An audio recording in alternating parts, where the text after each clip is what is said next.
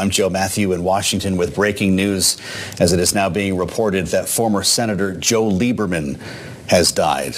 Most recently, a national co-chair to the No Labels operation. We, in fact, just spoke with him last week about their effort to get a candidate on the ballot to run against Joe Biden and Donald Trump. Of course, a longtime veteran of the Democratic Party, although he served as well as an independent in his last cup of coffee in the U.S. Senate. 24 years in the upper chamber. Joe Lieberman, of course, also ran as a vice presidential candidate, the vice presidential nominee with Al Gore in the year 2000, thrown into, of course, one of the most remarkable recounts in modern presidential history. Joe Lieberman, the gentleman from Connecticut, has died at 82.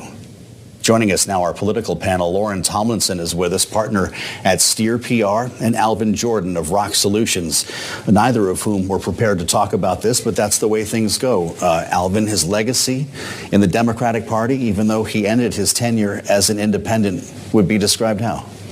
I would just say as one of those titans, just like one of the names that, you know, kind of when you come into the world of kind of policy and just life on the Hill, just one of those names that kind of sticks, right?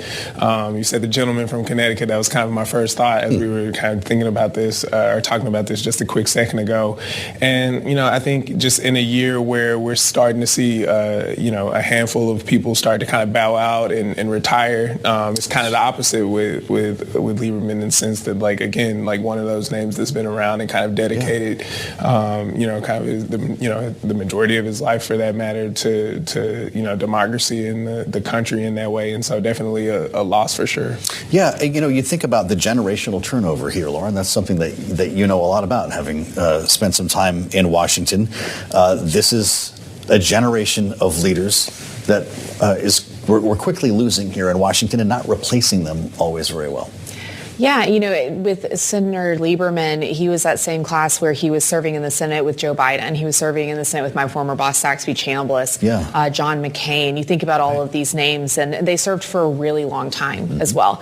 And it was a different age back then when they were all in the Senate together. You know, there was a lot of bipartisanship. There was a lot of working together. They were all very friendly with one another. And so I think, you know, we talk about even the generational change of how the Senate is evolving with the new members that are coming in, and how populism and some of the politics of the day have kind of changed and made that bipartisanship a little less popular for members to pursue. Joe Lieberman's death, I think, gives us a glimpse to remember a time when people were still wanting to work together in the chamber. Despite his legacy as a veteran of the Democratic Party, Alvin, he's been giving Democrats some adjective recently with this No Labels turn.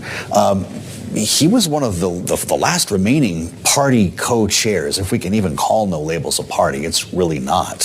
What was he trying to get done here after all that time in the Democratic Party? Well, I think kind of what, in essence, the country is hoping for, which is just an opportunity to have a candidate that represents kind of a full picture of, you know, obviously one party in particular, but you know, a broader group, a broader, I think, approach and point of view for the country. And I think, you know, part of, you know, to Lauren's point, kind of that old guard is like, you know, how can we continue to work together or maneuver, you know, kind of with and around each other to actually get to something that helps us all. And so, you know, I think on some level that had to be kind of one of those, you know, God intended for him in that way. And so, you know, regardless of how it came across, I think that, you know, people out of his camp would say that he was definitely kind of fighting for the greater democracy in that way. And I think that that's something that kind of always followed him regardless of. It sounds like you see him, though, as being well-intended, despite some real criticism from Democrats.